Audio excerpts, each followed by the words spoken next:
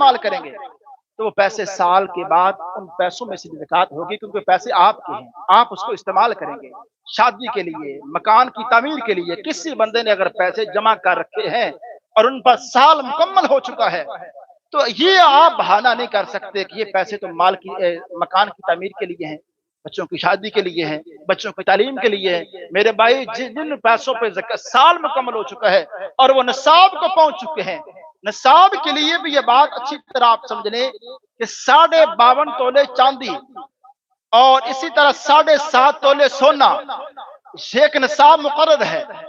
اگر 52.5 تولے، اگر 50 تولے کسی کے پاس 52 تولے بھی چاندی ہے، جب تک نصاب مقرر نہیں ہے اسلام کی طرف سے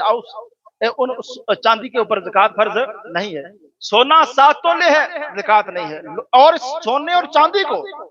آپ اکٹھا بھی نہیں کریں گے، سونا ایک الگ نصاب